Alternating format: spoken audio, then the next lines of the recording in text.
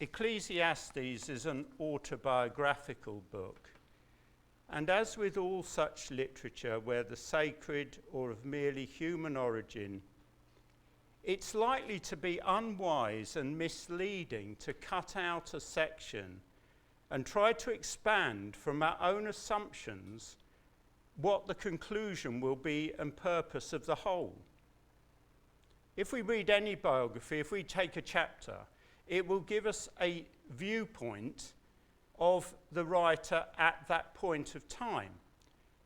But it will not give us that overall and holistic impression that the writer intends to give us. And this is very much the case in this chapter, and it's a challenge with us with any literature like Ecclesiastes. We mustn't pick a piece out. I mean, think if we were looking at the gospel narrative. If we looked and took a particular incident of Jesus' life out, it would be very confusing unless we see it as the whole, unless we see it as Jesus himself saw it, as a progression to the cross, as a fulfillment of God's revelation through the years and God's purposes from before the foundation of the world. So, this text is basically a cutout of an autobiography, and we have to be careful about the conclusions we draw. So what we're going to try and do tonight, and what I hope in our own time we can do by looking at all of Ecclesiastes, is to balance this passage with what's come before and what comes after. The beginning verse, and God expects us to make a reverent and determined effort, because as we've seen, this is not an easy book. No, none of the scriptures is easy. A child can have faith in it, but the greatest minds in history have not been able, as one of them is here, have not been able to master, as it were, the scriptures. God is our master. He is our teacher. He is the only one who is allowed to be called rabbi. And this is who we must look to for any insight and discernment. As the passage that Tom read in Corinthians, there is no doubt where our true wisdom can come from.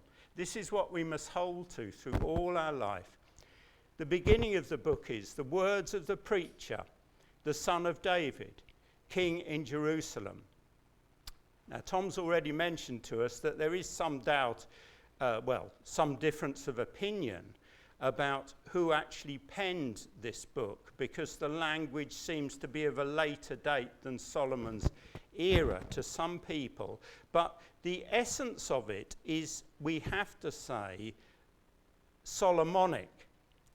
There was no king in Israel who had the reputation, the combined reputation for great God-given wisdom and for greatness in his material possessions, his fame, and there is nobody like him, frankly. So we're going to kind of try to work out from Solomon's life, get some light on this particular cross-section of God's word. So I'll just read a bit to enlighten us about Solomon, who he was, and the reputation, which is really helpful in trying to understand how he fell so far. Why was he so attracted to the world? And we'll see that perhaps his fame, his international fame, he didn't handle it. He kept his wisdom.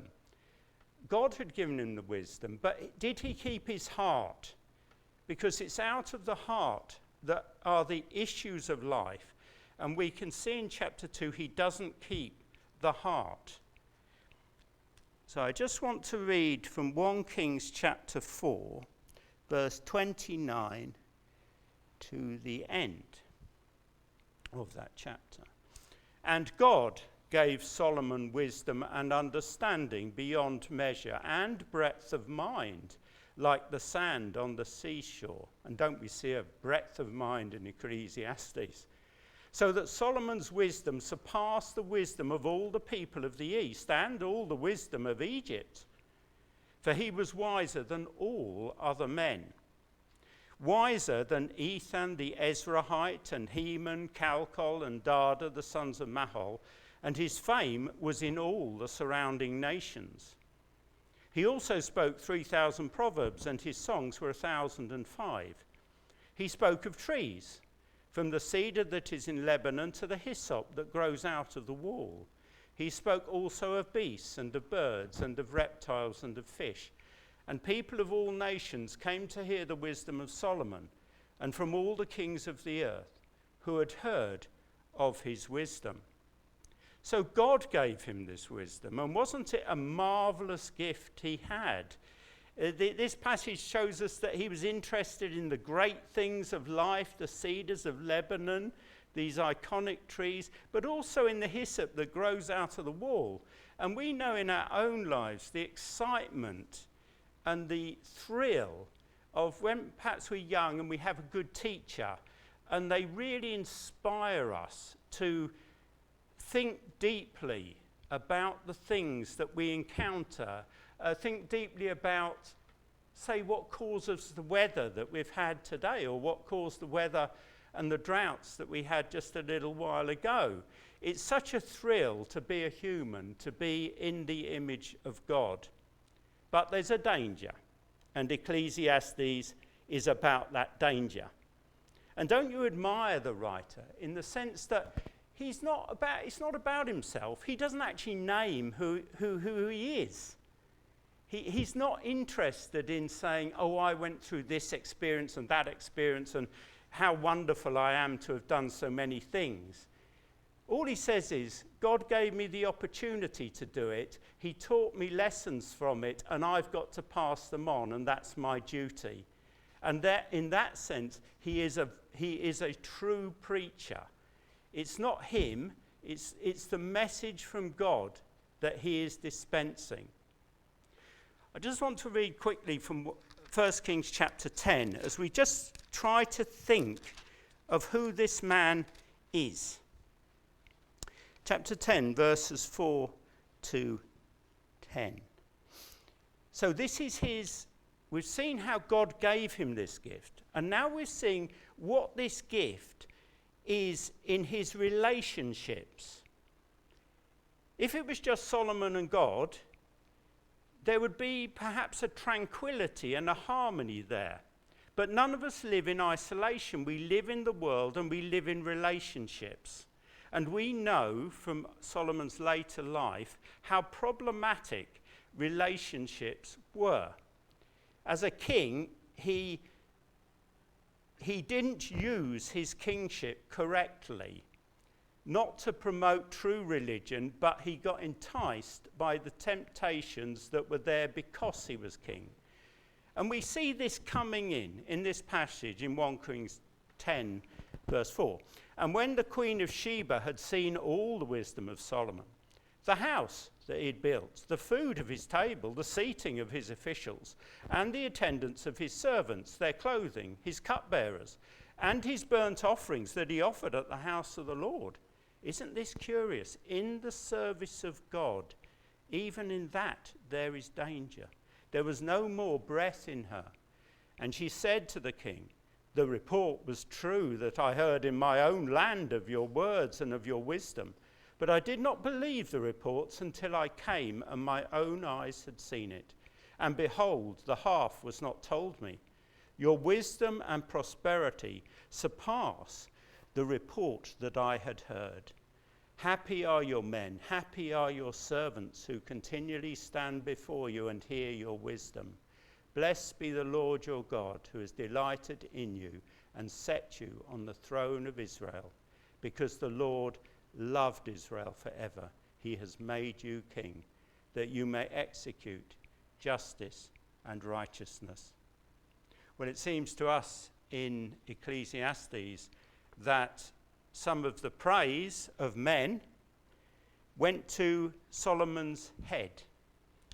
And while he maintained the wisdom, in a sense, the wisdom of the world, his great intelligence and shrewdness, he forgot the giver of the gift. God gives us all things richly to enjoy, but he is the giver.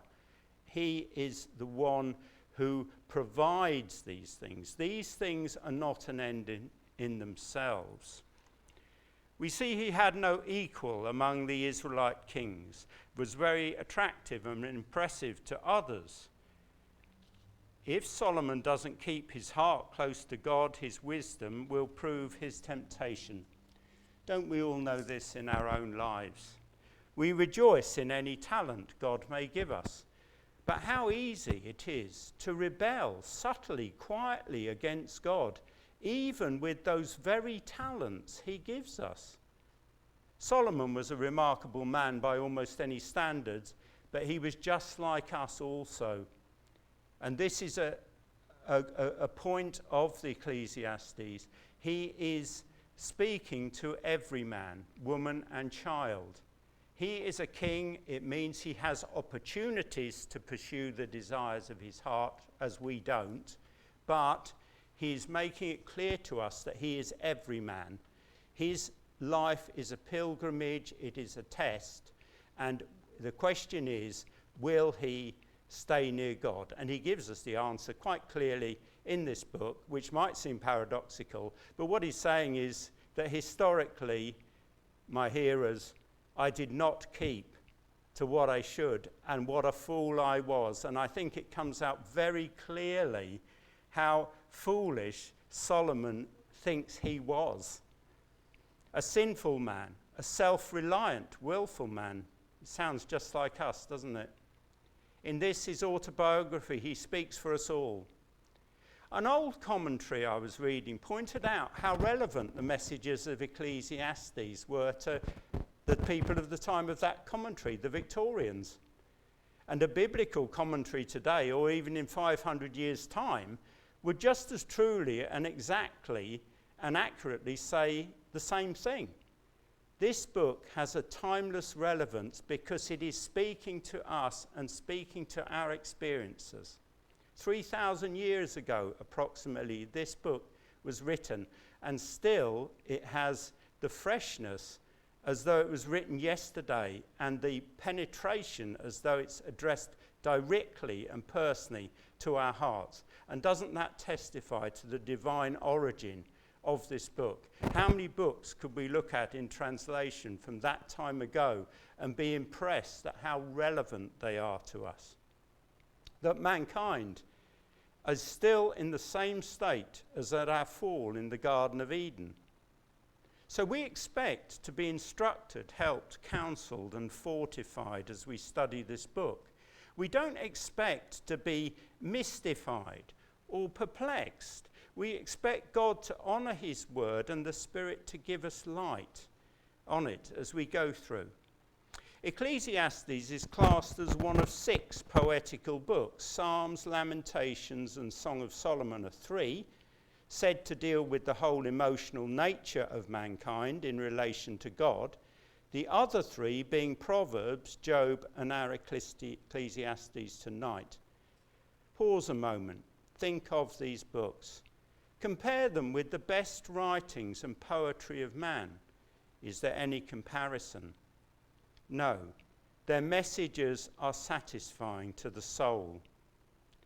It's been said that Proverbs, Job, and Ecclesiastes, rather than dealing with the emotional side and conflicts of our nature, are didactic. They are teaching books. They are to train, to purify and change our perceptions. They are reflective. And they start from the promotion of rational conviction, from which we develop a sound devotional feeling that the truth is that the seeking of wisdom is the only true prosperity and blessedness.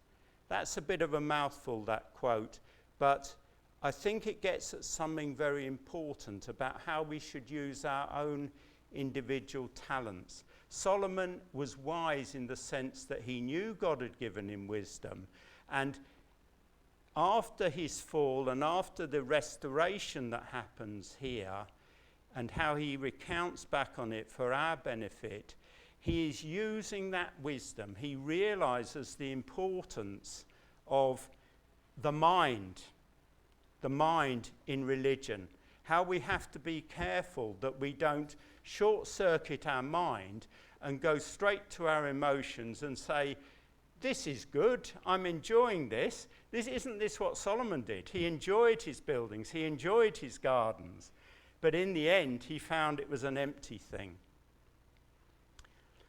There's an ebb and flow in the book, a coming and going in all that man has to do with, and this is Solomon's experience in life, and it's our experience in life.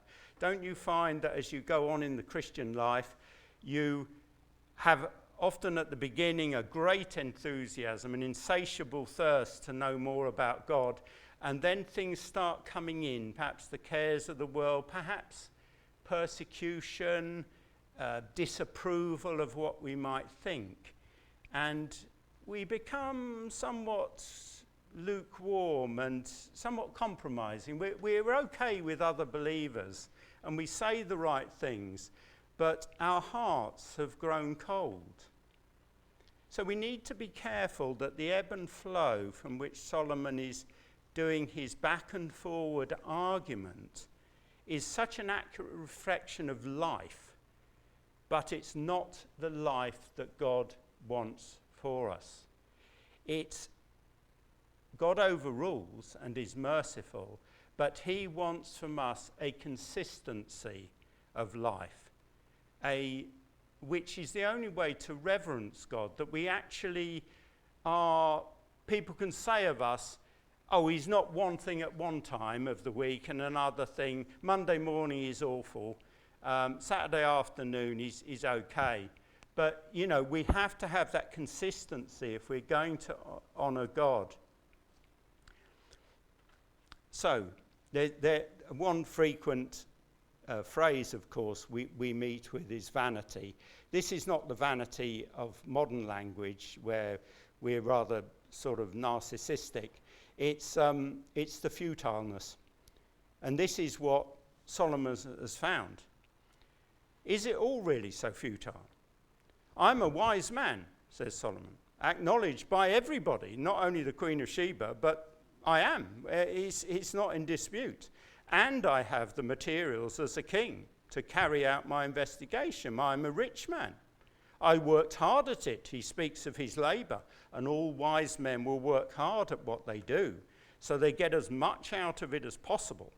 And it's as though Solomon has a sponge and he's trying to wring out of it the last drop of terrestrial thinking, the last drop of earthly wisdom for his satisfaction. But he says, my test, and I've done this over many years, I didn't build these houses and gardens in a day. My test has not changed my observations. All it's done is tired me out. My labour has tired me.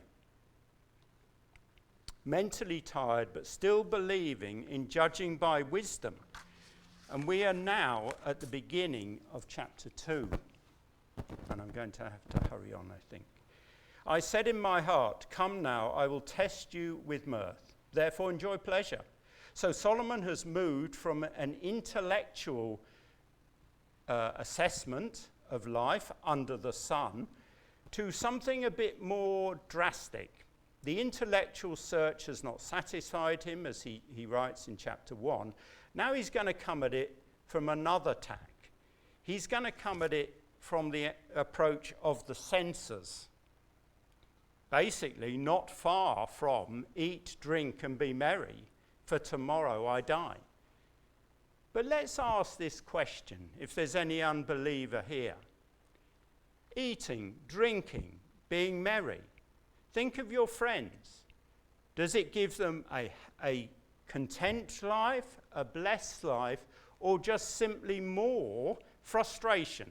The preacher tells us, you're going to find out, he says, as I have found out, that God has constrained us to only be fulfilled in himself, not in the creature, not in any of the gifts.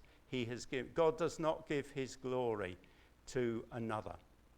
The preacher is not conscienceless, it has been remarked. He hasn't completely thrown himself overboard. He is not a complete hedonist. He is still carrying out, in his own semi-wise way, a test. He's like in a laboratory of life. He's testing out and seeing if there's anything out there at all that's going to satisfy him. And I'm sure that for a while some of these things did. He carried on this for many years. But it all comes to frustration. And as we read this, we can feel his frustration even now. I think if we read it, we can almost think that if we'd had his wisdom, we could have said the same thing about our lives. It's a frustration that sort of emanates from the book itself. It's not a confusion and polarizing of different opinions. It's an account of everybody's life. We go to this point, we get some satisfaction, we go somewhere else, we look for it somewhere else. We're like digging for a treasure with a map that doesn't have the X marks the spot on it.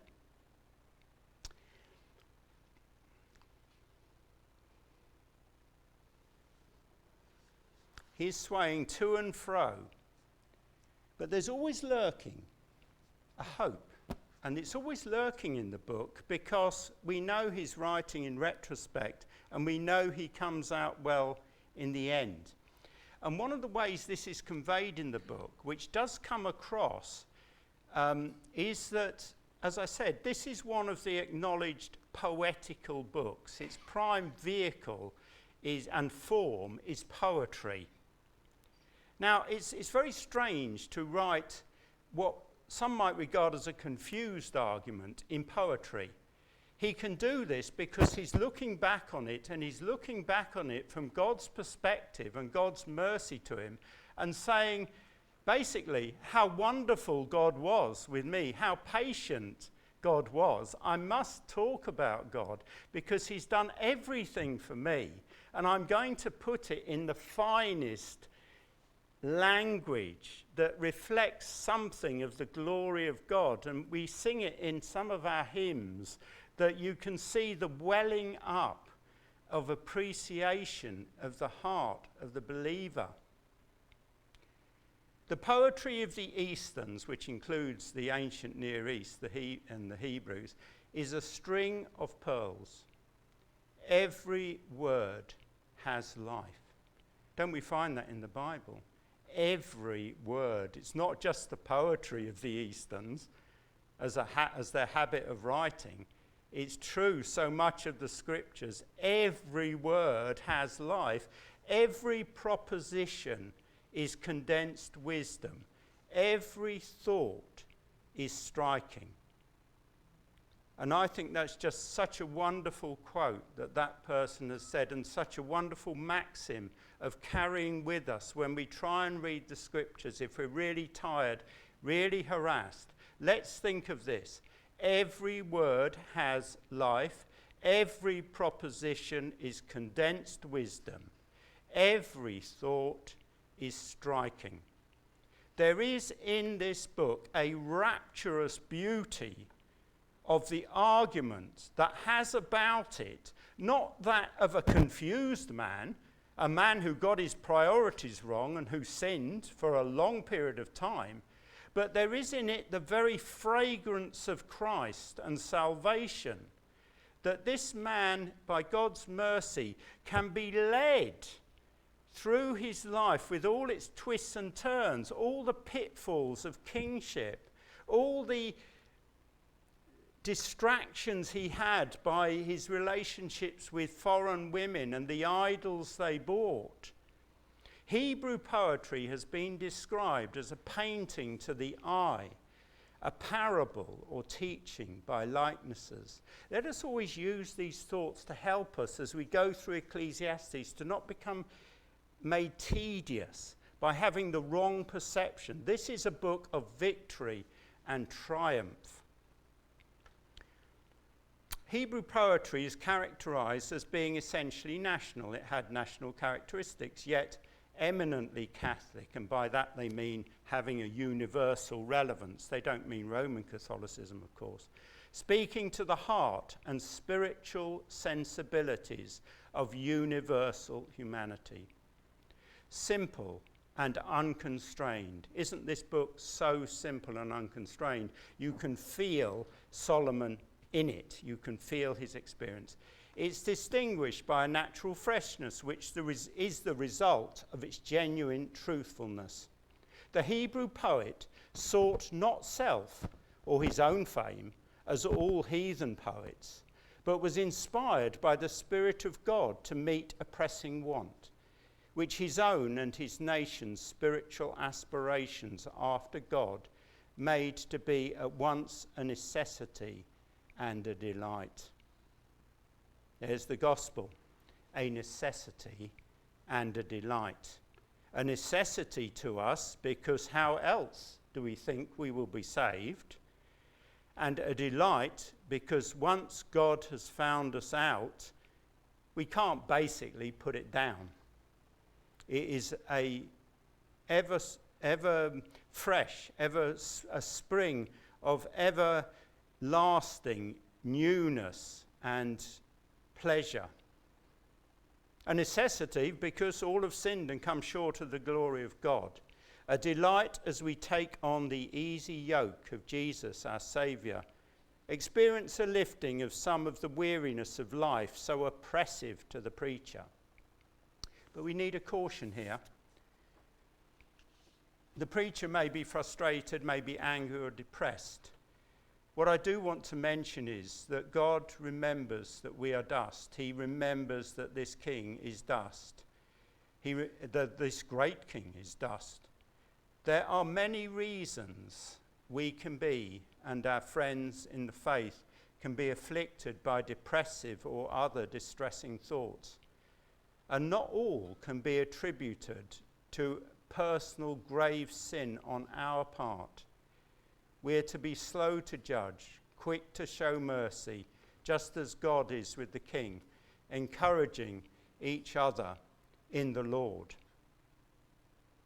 The nature of this poetry then casts a covering of joy and beauty over this book, as by one who has overcome by the blood of the Lamb, Jesus Christ, the sacrifice for all ungodly wisdom.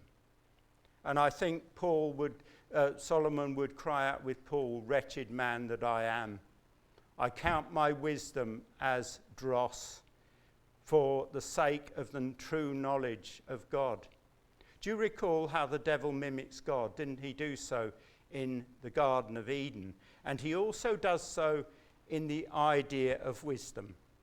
Our politicians tell us, "My plan will work." Basically, they're saying in different words, "I am wise, we can do it."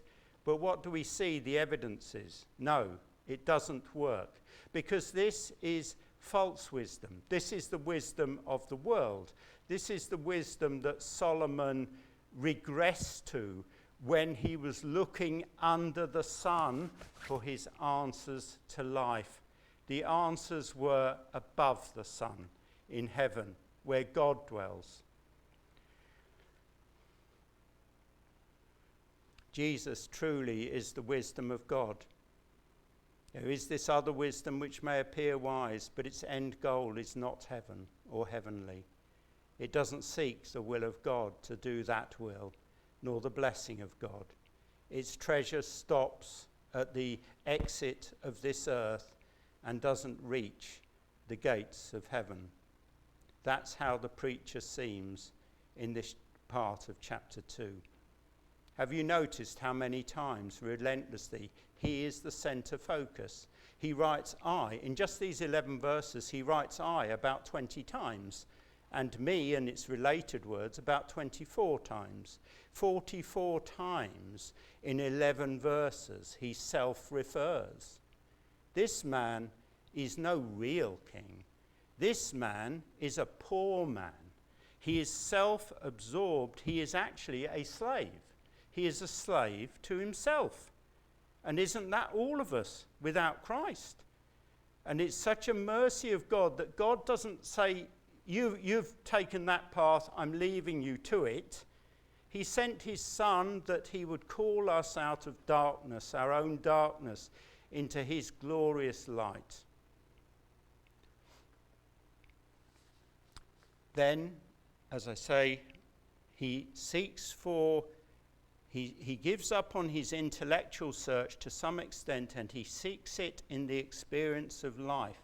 In these 11 verses, we have references to all 5 physical senses: touch, taste, hearing, sight, and smell. Touch appears when he refers to all the works my hands have made. Taste in the wine and orchards, hearing in the singers, sight in the gardens and buildings, and smell in the wine and gardens. Let me just quickly take you to what sort of building this man was doing.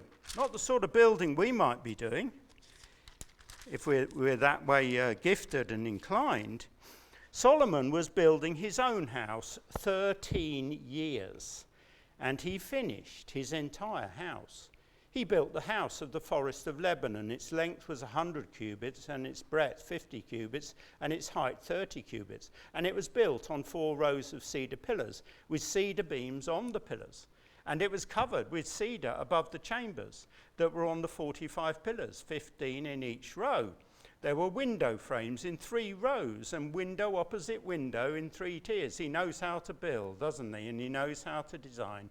All the doorways and windows had square frames, and window was opposite window in 3 tiers. And he made the hall of pillars. Its length was 50 cubits and its breadth 30 cubits. There was a porch in front with pillars and a canopy in front of them. And he made the hall of the throne where he was to pronounce judgment, even the hall of judgment. Isn't it ironic that this man comes to his senses and probably barred up his hall of judgment forever when he realizes the truth. It was finished with cedar from floor to rafters. His own house, where he was to dwell in the other court, back of the hall, was of like workmanship. Solomon also made a house like this hall for Pharaoh's daughter, whom he had taken in marriage. All these were made of costly stones. This man sinks himself into what he can accomplish and looks every way, 360 degrees. He looks around to see whether he can satisfy himself. And think what it would have done to his heart and soul if he had. How proud he would have been. Do we taste that the Lord is good? Not these things, that the Lord is good. Faith pleases God. I say to myself, be faithful. The fear of the Lord is the beginning of wisdom, our beginning of wisdom personally. To fear is to obey and to look to him for all we need. Our first hymn read in the first verse, unto the hills around do I lift up my longing eyes, not under the sun. O whence for me shall my salvation come, from whence arise? From God the Lord doth come my certain aid, from God the Lord, who heaven and earth hath made. I'm going to be very quick and close, but I just want to read Derek Kidner in his very helpful commentary on Ecclesiastes. Gives in an epilogue at the end a poem by the 17th century Welsh minister, best known for his poetry, George Herbert. And let's listen to how he shows that God has constrained us so that we cannot be satisfied with what Solomon, the kind of thing Solomon achieves, and not importantly, by the attitude he adopts. When God at first made man, having a glass of blessings standing by, let us, said he, pour on him all we can. Let the world's riches which disperse lie contract into a span. So strength first made a way, then beauty flowed, then wisdom, honour, pleasure. When almost all was experienced, God made a stay. perceiving that alone of all his treasure rest in the bottom lay. There is no rest for the soul unless it rests in God. For I should, said he, bestow this jewel also on my creature. He would adore my gifts instead of me, and rest in nature, not the God of nature. So both should losers be. And this is exactly what Solomon's done. He's sought to find his peace and rest and purpose and meaning in God's world, not in God's nature, not in God himself. Yet let him keep the rest, but keep them with repining restlessness. Let not man be satisfied. Let him be rich and weary, that at least, if goodness lead him not, yet weariness may toss him to my breast. And this is what we have to thank God for, that God, infinitely and truly and inflexibly holy and wise, has not cast us off to our own desires. Look to Jesus. It was not enough for the preacher to turn from his vain ways, not enough that he should preach or give everything to the poor. He learnt he couldn't control the world. He couldn't command it. All is vanity, says the preacher. In all his words, he has left a beautiful interweaving of truths and set us having the task of having the mind of Christ reigning in all our life. A mind, we are to pray and work that we have a mind that, as far as we can, we think God's thoughts.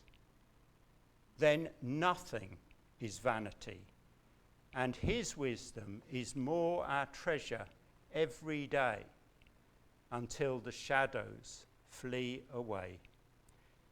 I just want to close by reading another man, just very quickly, who also, in a poetic way, came to an understanding through a different route, but the same understanding as Solomon came to. Job chapter 42, verses 1 to 6. Then Job answered the Lord and said, this is after all Job's afflictions and his counter-arguments with his friends. Then Job answered the Lord and said, I know that you can do all things, and that no purpose of yours can be thwarted. Who is this that hides counsel without knowledge? Therefore I've uttered what I did not understand, things too wonderful for me, which I didn't know. Hear, and I will speak. I will question you, and you make it known to me.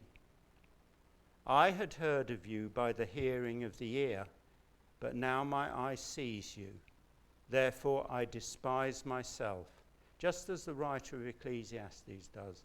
I despise myself and repent. I come to you, Lord, in dust and ashes.